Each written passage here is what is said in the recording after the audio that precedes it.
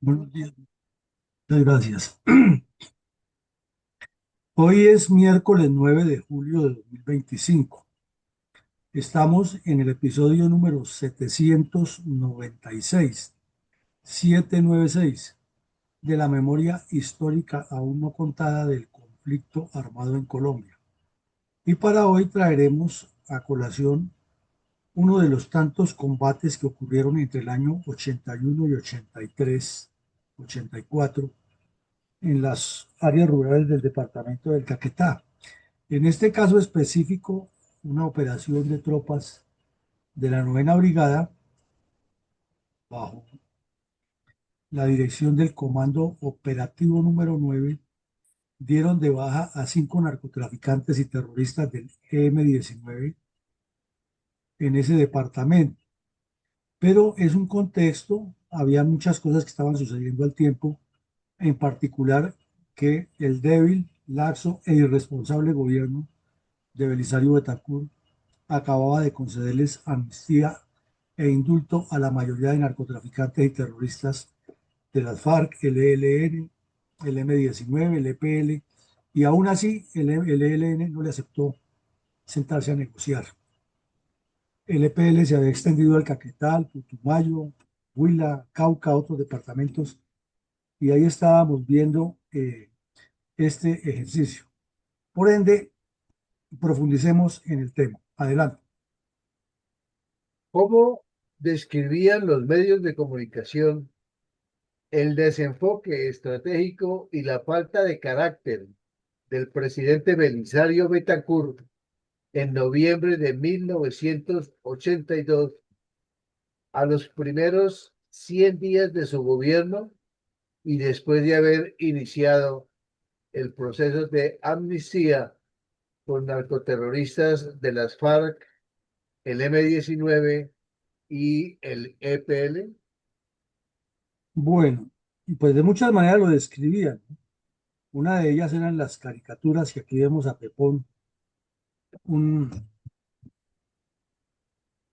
avesado humorista gráfico de Colombia que era muy acertado en sus análisis. Y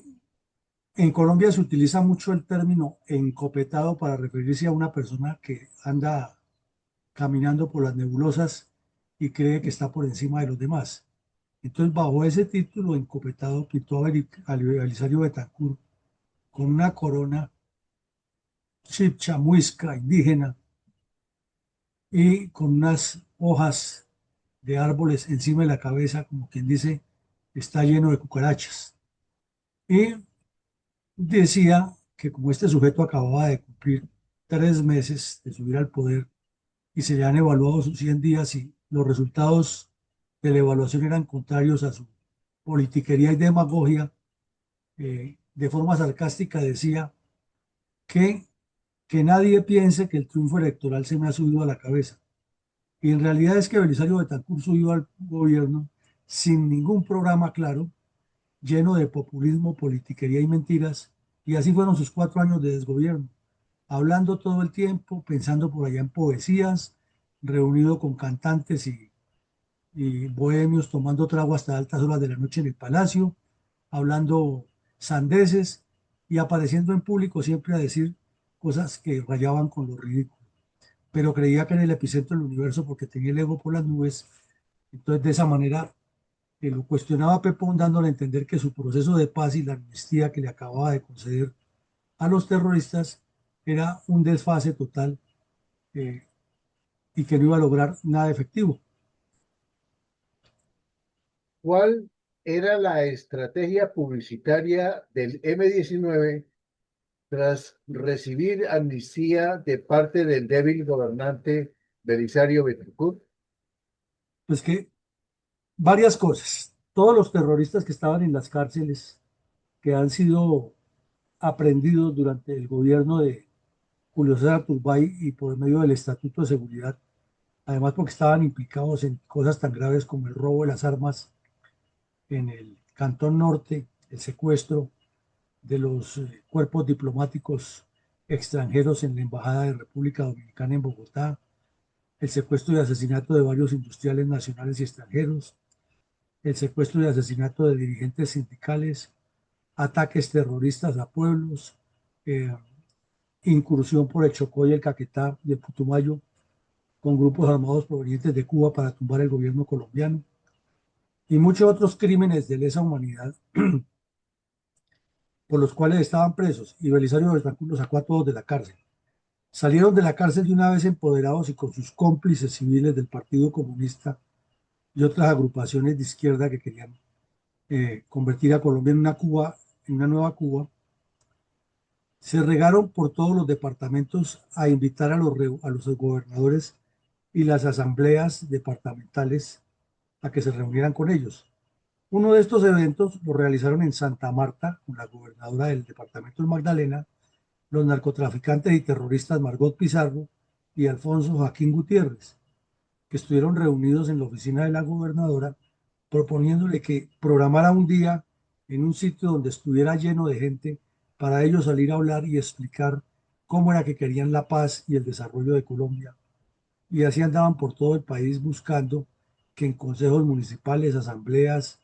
gobernaciones, alcaldías, se les diera toda esa gabela para que pudieran seguir delinquiendo en el monte, traficando coca, asesinando colombianos, trayendo cargamentos de armas al país y al mismo tiempo pudieran andar protegidos por el Estado eh, al que estaban derrumbando, eh, haciéndose publicidad. Esa era la doble moral de estos bandidos y la complicidad descarada de Belisario Betancur, que no daba pie con bola en cómo manejar este problema. Mi coronel, ¿cómo describieron los medios de comunicación la posición de la Dirección Nacional Liberal tras el anuncio de que ya el Congreso de la República estaba casi listo para aprobar la ley de amnistía para los grupos narcoterroristas en noviembre de 1982? Hubo un debate muy grande porque los comunistas promovían a capa y espada con sus cómplices, tanto liberales como conservadores, que los había en ambos partidos, que se sacara esa ley de amnistía lo más rápido posible, que se les declarara inocentes a todos los bandidos y que rápidamente se firmara porque ahí saldrían una cantidad de recursos para las regiones de los cuales ellos tendrían la posibilidad de meter la mano y sacar ventajas particulares. Como siempre, los cuestionamientos eran contra el ejército, contra las fuerzas militares, contra la policía y los bandidos lo que más pedían por medio de sus representantes en el Congreso de la República era que se persiguiera a los mal llamados macetos o paramilitares que fueran desenmascarados quienes los apoyaban, pero nunca decían que se desenmascararan a los cómplices de las FARC y eso ha sido histórico en Colombia. Los comunistas, todo el mundo sabe que promueven el terrorismo, pero cuando llegan al Parlamento, nadie les dice de frente que ellos son los jefes de esa cuestión, porque inmediatamente eso es como ponerle la lápida al cuello según ellos y los van a matar y denuncian penalmente al que les diga y comienzan a demostrar que ellos lo que han sido es víctimas y que las gallinitas de tiro fijo y que el conflicto existe en Colombia es por culpa del Estado y no culpa del comunismo y ahí se vuelve un discurso de nunca acabar. En ese momento era igual. ¿Cuál era la posición institucional del alto mando militar respecto a la oferta de amnistía del gobierno Betancourt a los grupos narcoterroristas? El general Fernando Landazábal Reyes, que era el ministro de Defensa, y el general Gustavo Matamoros, que era el comandante general de las fuerzas militares, fueron enfáticos en varias entrevistas que apoyarían cualquier decisión del gobierno con tal de que favoreciera al pueblo colombiano, pero siempre hicieron hincapié que el ejército y la Fuerza Aérea y la Armada Nacional y la Policía seguirían cumpliendo su misión constitucional, para que los colombianos tuvieran la certeza de que los bandidos no se iban a salir con la suya y no iban a engañar al país con un estratagema de seguir delinquiendo y al mismo tiempo estar protegidos. Eso generaba serios reparos, especialmente de los comunistas y los cómplices de los comunistas, que daban a entender que los militares eran una piedra en el zapato para que ese proceso de paz se realizara. Y eso fue una de las razones por las cuales poco a poco se fue minando la relación de Belisario Betancur con el general Landazábal, hasta que cuando vio que Landazábal tenía razón de que eso era una farsa y que no podía seguir con su cuento del Premio Nobel de Paz, que era lo que él quería, él prefirió destituir al general para seguir arrodillado ante los bandidos. Y coronel, ¿cuál fue la preocupante cifra de agentes de policía asesinados por los narcoterroristas comunistas y la delincuencia común durante los 11 primeros meses de 1982? Pues el general Francisco Naranjo, que era el director de la policía, dio un informe público y habló con los medios de comunicación explicando que entre enero y noviembre, hasta ahora era 5 de noviembre en esa fecha, enero y octubre, más concreto el informe, la Policía Nacional había perdido a 137 agentes que han sido asesinados por los narcoterroristas y por otros delincuentes, pero principalmente eh, por los narcoterroristas. Y resaltaba que entre esos iban 5 oficiales, 8 suboficiales y 124 agentes y auxiliares. Y que asimismo han herido a 35 oficiales, 52 suboficiales y 528 agentes. Resaltaba también el general Naranjo que el más reciente ha sido el caso del agente Isidro Espitia, perteneciente al puesto de policía en Chía, quien fue asesinado por una cuadrilla en la que participó Gustavo Petro con una ráfaga de ametralladora en el asalto de ese grupo criminal contra las instalaciones de ese puesto de policía. Este señor era un agente, ya un señor de 44 años, estaba próximo a pensionarse, tenía varios hijos y llevaba 26 años en la institución, ya había cumplido el tiempo de pensión, hacemos la claridad, pero continuaba al servicio de la institución por vocación, por amor a su Policía Nacional. También resaltaba el nombre del capitán Julio Castellano Zambrano, que era jefe de seguridad vial de Barranquilla, que ha asesinado por las FARC en la vía cuando cumplía labores de vigilancia. Y también resaltaba que en el Valle del Cauca el M-19, en contubernio con otros grupos, había asesinado 13 agentes entre enero y junio y que mm, el 21 de mayo había sido asesinado en Cali por milicias urbanas del M-19 el teniente Arturo Quijano, comandante del escuadrón motorizado, que el 25 de octubre, hacía menos de 2 semanas de ese informe, en el Caquetá, las FARC habían asesinado al agente Jorge Walteros.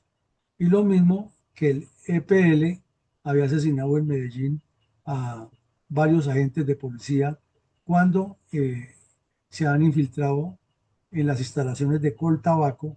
para motivar una huelga que ya estaba en curso y la policía había venido a evacuarlos de allí a los bandidos y asesinaron a los policías. También en una emboscada de las FARC en Plato Magdalena habían asesinado a un agente Castro. De igual manera, en Facatativá, en una operación contra unos extorsionistas del M-19, un agente del F2 fue asesinado por los bandidos. Y resaltó de la misma manera que en Medellín, en el área urbana, los narcotraficantes habían asesinado a un agente que estaba de servicio en la sexta estación de policía y, y en Bucaramanga habían sido asesinados 2 policías cuando una red urbana del ELN estaba asaltando un vehículo de Confenalco y los policías habían reaccionado contra ese grupo. Como vemos, 137 agentes de policía muertos en menos de un año y otra gran cantidad de heridos. Sin embargo, el señor Belisario Betancur seguía arrodillado ante los bandidos hablando de paz. Mi coronel, continuando con la línea de sucesos anteriores, ¿qué otros graves hechos de violencia comunista contra los colombianos ocurrieron en otras regiones del país el día siguiente del que se produjo la baja en combate de 5 narcoterroristas del M-19 en el Caquetá en noviembre de 1982? Bueno, creo que nos saltamos un tema ahí, con el decimos que en noviembre, entre noviembre y del 81 al 83, 84, hubo una gran persecución de las fuerzas militares contra los bandidos en el Putumayo, el Caquetá y el Huila. Y fueron muchos los combates que ocurrieron en esa región, varios combates, entre ellos lo de los 5 bandidos que estamos analizando hoy, pero también hubo muertos de las fuerzas militares y de policía. Inclusive se hizo muy conocido un campesino caqueteño que se metió al M-19, primero al EPL y luego al M-19, y estuvo también en conversaciones con las FARC, que llamaba Conrado Marín, que se convirtió en un ícono del M-19 porque era campesino, andaba con sombrero y no se quitaba unas gafas oscuras nunca. Y decía que era que tenía conjuntivitis. Eh, pero en síntesis, todo ese periodo, una gran cantidad de combates y de ofensivas del ejército. Fueron muchas, es un periodo que no se ha reconstruido en su dimensión, porque después de la llegada de los bandidos que se han entrenado en Cuba, quedó plenamente claro que las dictaduras de Panamá, Nicaragua y Cuba eran los puentes para que el M-19 sacara coca hacia el exterior y con ese dinero comprara armas en la cortina de hierro y las trajera para armar los grupos terroristas en Colombia.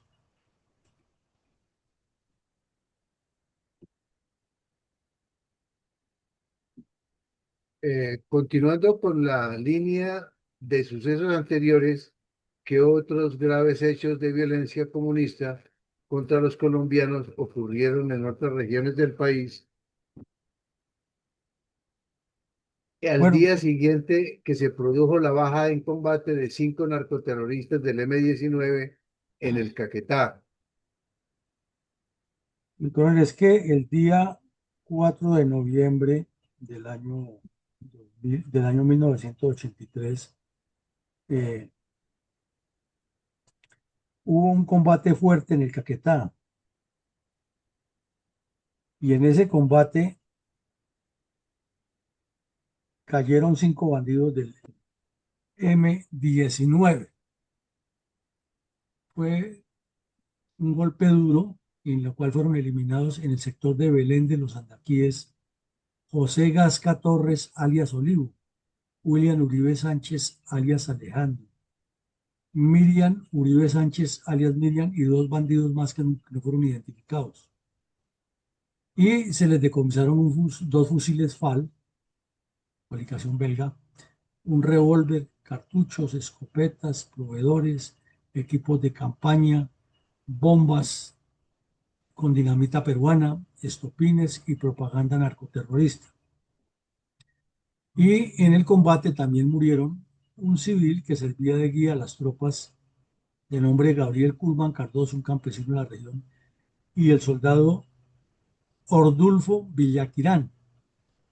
Y el teniente Alfonso Chávez Silva, que iba al mando de la patrulla, resultó herido. Este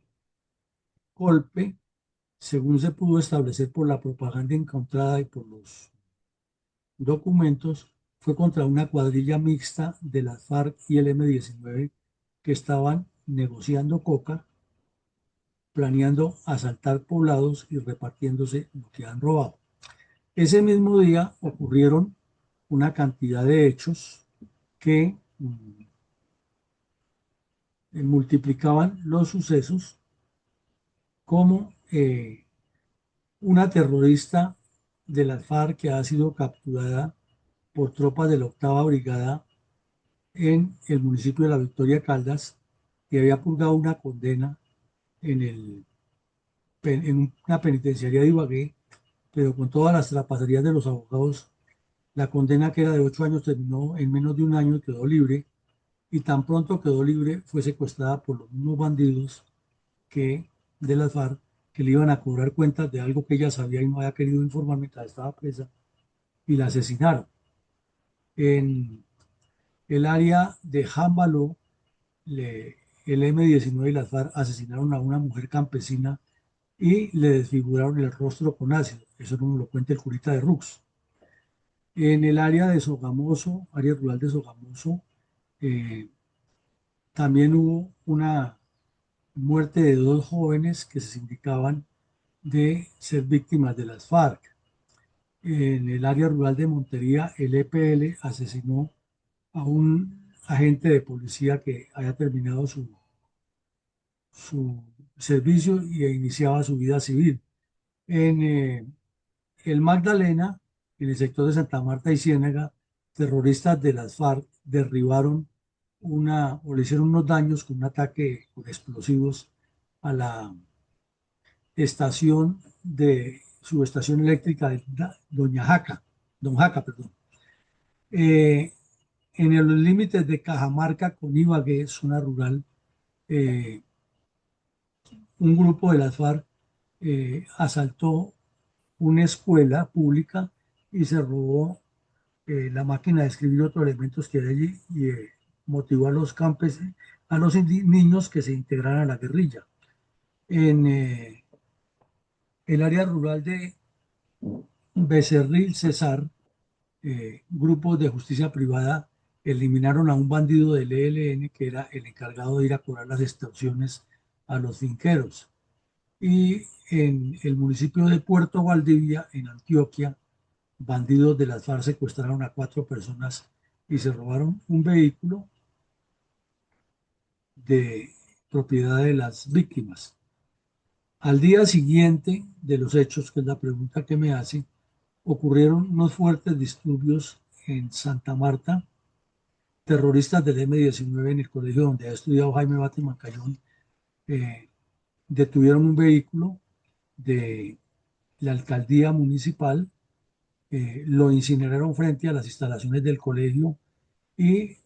regaron muchas propagandas relacionadas con el apoyo al grupo terrorista. De igual manera, enviaron a los medios de comunicación respaldo del M-19 a un paro que estaba haciendo el magisterio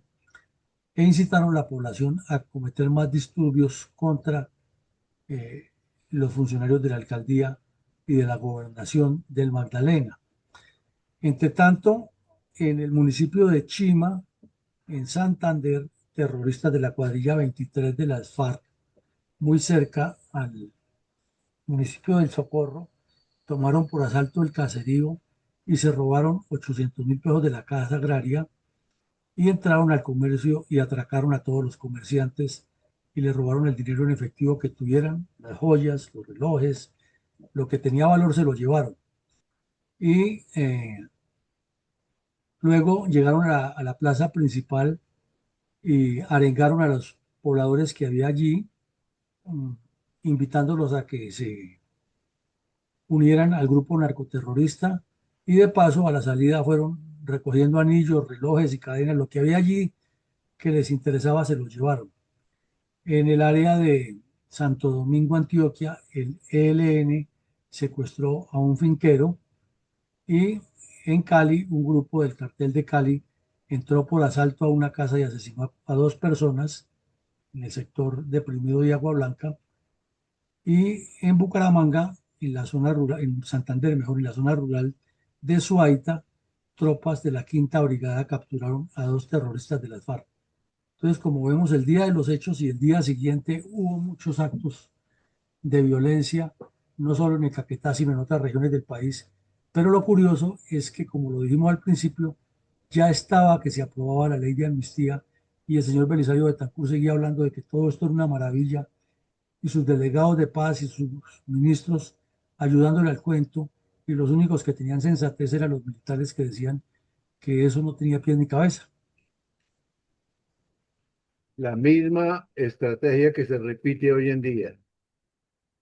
¿Cuál era la artera y tramposa conducta de los narcoterroristas del M-19 mientras simultáneamente hablaban de paz con el gobierno Belisario Betancourt? Bueno, había muchas cosas ahí que estaban pasando. En esos días, ya lo vimos en un episodio anterior, en un, en un surtidor de gasolina, en una gasolinera al norte de la ciudad, ya en otro municipio, se explotó un carro bomba que los bandidos del M-19 llevaban para destruir la repetidora de microondas de Chocuntá, con la cual pretendían dejar sin televisión y sin radio a muchas regiones de Colombia, que como los bandidos se habían bajado del carro casi todos, no se ha quedado sino uno o dos entre el vehículo y el otro, se han bajado a comprar comestibles en la tiendita de la gasolinera. Se salvaron esos tres, pero quedaron tan atónitos que fueron capturados y esos confesaron quiénes eran los otros cómplices y han sido ya varios los terroristas que estaban en poder de la justicia. Un consejo de guerra los condenó muy rápidamente, pero el eterno problema de que se levantaba el estatuto de o el estado de emergencia que se ha generado, eso, el estado de sitio, y entonces los expedientes pasaban al tribunal y a los juzgados civiles, e inmediatamente se comenzaban a inventar cosas eh, estúpidas, porque son una otra manera de decirla por parte de los magistrados y los jueces, o por hechos de corrupción evidente que les pagaban dinero y los dejaban libres. Entonces aquí era porque, según los abogados, el delito por el que los había condenado el Consejo de Guerra estaba mal calificado, ha sido mal conceptado, puras leguleyadas baratas y obviamente con visos de corrupción evidentes. Un magistrado del Tribunal de Bogotá dijo que sí y los dejaron libres esos bandidos. Y como ya comenzaba la amnistía, entonces el señor Belisario Betancur en breve los cobijó con amnistía y unos terroristas que llevaban un vehículo para destruir la infraestructura de telecomunicaciones de Colombia quedaron libres y hoy nada raro que todos sean asesores de Petro porque eran de los mismos y estaban delinquiendo en la misma zona y nada de raro que este bandido tuviera que ver también ahí en ese caso. De igual manera, en Cali, a pesar de que estaban diciendo que ya iniciaban su proceso de paz y que se iban a desarmar y al mismo tiempo iban a las gobernaciones como la de Santa Marta, donde el día anterior le han prendido candela al colegio, a los vehículos de la alcaldía, en el mismo colegio donde ha estudiado Jaime Bateman Cayón. Al día siguiente en Cali fue capturado un terrorista que decía que era oficial superior del M-19 de nombre Anuar Ortega. Y ese bandido estaba en el proceso de paz organizando dizque, las comunas para la paz en el barrio Bueno Madrid. Cuando lo paró la policía y lo requisó, le encontraron armas, municiones, explosivos, propaganda, eh, y quedó demostrado que andaba con otro grupo de bandidos que se alcanzaron a volar y que llevaban el plan de asaltar el mismo día una sede de la Caja Agraria y una sede del Banco Cafetero en ese sector de Cali, porque estaban en ese proceso de financiarse y entonces para hacer la paz ellos necesitaban recursos y como el Estado no les daba, tenían que cometer ese tipo de crímenes. Y Belisario Betancourt se hacía el de la vista gorda, toleraba todo ese respeto contra Colombia porque estaba desesperado porque le dieran un premio Nobel de Paz y como lo pintó Pepón, tenía el ego en las nubes y estaba convencido que él era la salvación de Colombia. Y ese mismo día, en el sector de La Paz, Santander, fue capturado otro terrorista de las FARC con planes para asaltar una sede bancaria en ese municipio, al mismo tiempo que el grupo criminal ya tenía sede en Casa Verde y ya comenzaba el desfile y la romería de politiqueros corruptos a tomarse la foto con Tiro Fijo y Jacob Arenas. ¿Cuál fue el balance de amnistías e indultos en Colombia publicado en noviembre de 1984 por diversos medios de comunicación, con ocasión de la amnistía concedida por el débil presidente Belisario Betancur a los grupos narcoterroristas? Pues un informe periodístico de César Castro, perdón, un abogado, historiador, le presentó al país una aterradora cifra de cómo la delincuencia política, y ahora ya llamada terrorismo en esta época, había jugado siempre o ha jugado siempre con la buena voluntad de los colombianos y con la trapacería. Y es que para 1982 ya en Colombia se han producido 67 indultos y más o menos el mismo número de amnistías para personas que han cometido actos criminales contra los demás colombianos en nombre del cambio de poder. Y comenzaba desde el año 89, perdón, del año 1829, 42, 48, 51, y en cada caso señalaba cómo esos delitos cometidos por esas personas fueron perdonados por el Estado colombiano, lo cual significaba que estábamos en un país acostumbrado a arrodillarse ante los delincuentes y seguir concediendo y concediendo y concediendo sin que se haya aplicado la ley. Y antes, al contrario, en cada indulto y en cada amnistía han terminado beneficiados y ocupando altos cargos del gobierno. Y es el caso más reciente, que inclusive tenemos un terrorista que ni fue indultado ni fue amnistiado porque no se incluyó en esas listas y además fue condenado y no tenía posibilidad de ser presidente. Pero aquí ocurrió lo rarísimo: del juzgado y del tribunal donde se le juzgó se desaparecieron los expedientes por obra y gracia del Espíritu Santo, y descaradamente el Ministerio de Justicia y la misma Fiscalía dicen que en sus archivos no figura ningún proceso contra este delincuente que todo el mundo sabe que estuvo preso por terrorismo, y nos referimos a Gustavo Petro. ¿Qué actividades criminales cometían, entre tanto, los carteles de la droga,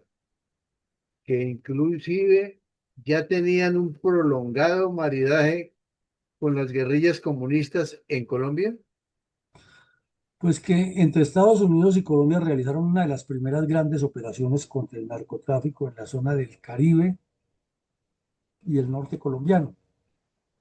Y en México ha sido capturado un terrorista de nombre Jaime Quillón Lara, que era narcotraficante colombiano y era el encargado de hacer todas las coordinaciones con los grupos criminales en Colombia. Tenía una gran cantidad de investigaciones en Miami, en Cuba,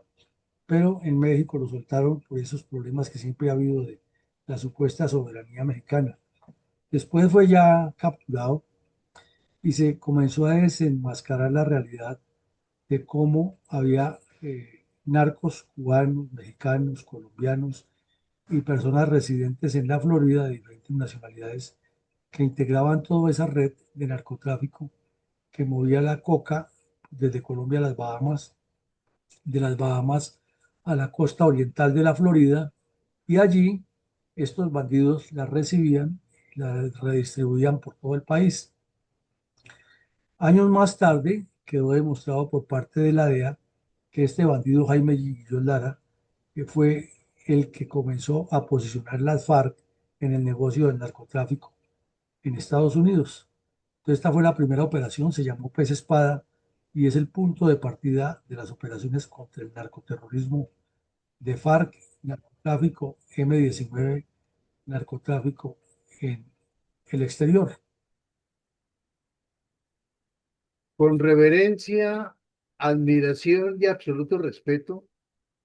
presentemos un minuto de silencio en memoria de todas las personas que fueron asesinadas por los bandoleros que desataron las oleadas de violencia tripartidista contra los colombianos desde la década de 1960 en adelante, especialmente la barbarie causada por los narcoterroristas del M-19 en desarrollo de su atroz proceder criminal contra los habitantes del bello departamento de Caquetá.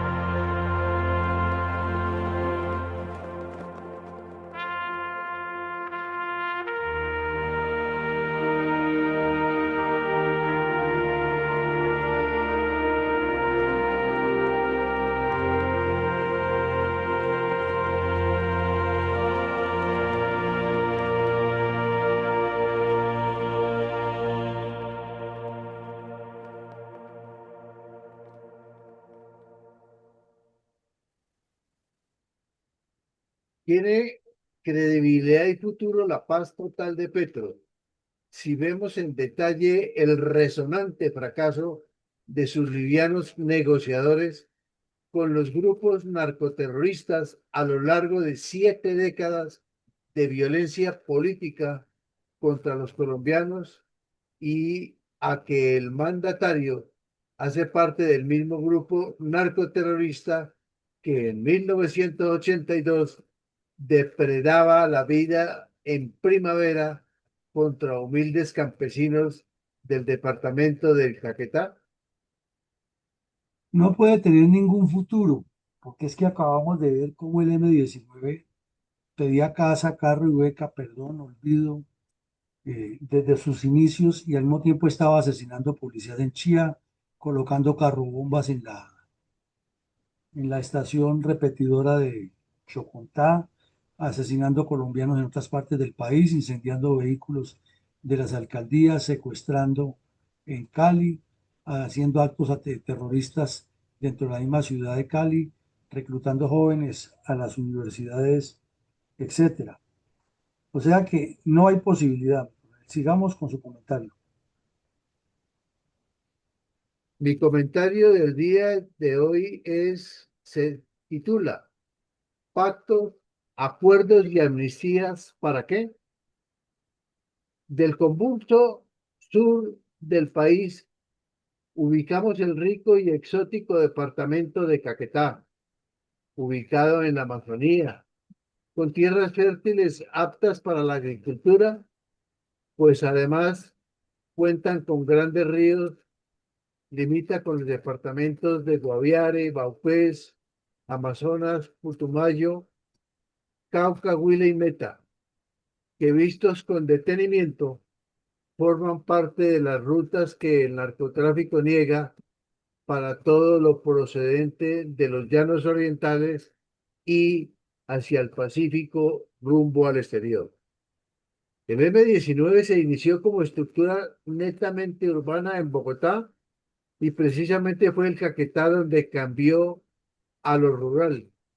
Su labor se dedicó a adoctrinar y reclutar personajes públicos como docentes, también a estudiantes y comerciantes caqueteños que poco a poco fueron engrosando su agrupación. Se habla mucho del proceso de paz con este grupo narcoterrorista. Existen lecciones aprendidas que sinceramente se pueden cifrar en la firma de pactos y arreglos para que estos bandoleros incumplan y aleguen culpabilidad del Estado, situación que no es sopesada por estos bandidos, pero que sí le han sacado el mejor de los provechos porque hasta cargos en el gobierno con onerosos sueldos y prerrogativas han tenido, pero también han obligado a que esa partecita del perdón o borrón de los delitos esté de primero en la lista con estricto cumplimiento por parte de las autoridades y la justicia colombiana. La cadena de muerte y sangre derramada por la acción terrorista del M-19, según balance, se estima a nivel nacional en 5.300 personas entre civiles e integrantes de la fuerza pública, y con acciones importantes como la de casi 100 en la toma del Palacio de Justicia, incluyendo magistrados de la Corte Suprema de Justicia y otros supuestamente enjuiciados, como el caso del líder sindical José Raquel Mercado. A pesar de la flagrante y evidente violación de los derechos humanos y el derecho internacional humanitario, políticos y politiqueros se esforzaron por perdonar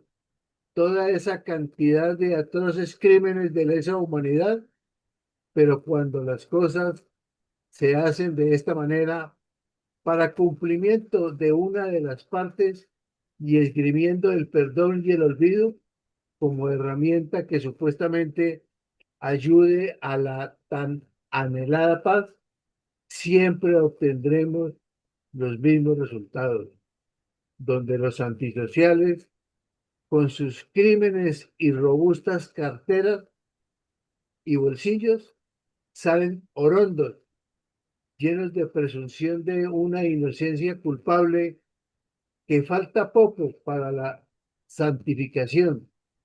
y hasta con el beneplácito de las altas jerarquías del país. Los congresistas aprueban y permiten que estos chusmeros ocupen cargos que están a su mismo nivel, como si no les doliera el hecho de que es el pueblo y la misma fuerza pública quienes con su sangre y vida pagan los platos rotos en la protección de comunidades y sus bienes. Nada de esto es nuevo. En el periodo de 70 años hasta hoy, son muchos los ejemplos. Juan de la Cruz Varela con el movimiento revolucionario liberal, los del M-19, congresistas, alcaldes, gobernadores, ministros y hasta presidente, han llegado. Y otros como los de las FARC, que algunos periodistas se atreven a calificar de extintas cuando nada tienen de desaparecidas, si tenemos en cuenta que un mal pacto dejó por fuera las milicias y otras agrupaciones narcoterroristas como la Segunda Marquetalia, y ni qué hablar de la UP, los comunes, etcétera, que son más de lo mismo.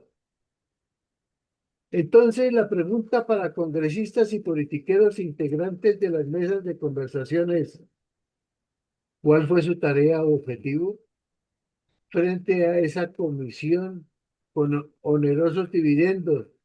Si tenemos hoy en día encontrándonos en las mismas o peor, ¿para qué pactos y acuerdos y amnistía? Muchas gracias. Bueno, mi colega, muchas gracias. Y a todo eso que usted se suma, le haríamos como un resumen diagnóstico, un resumen claro. Por un lado, en este momento, el petrismo tiene un discurso de odio, de pugnacidad antiuribista, y con eso ya tienen el país polarizado en la mitad.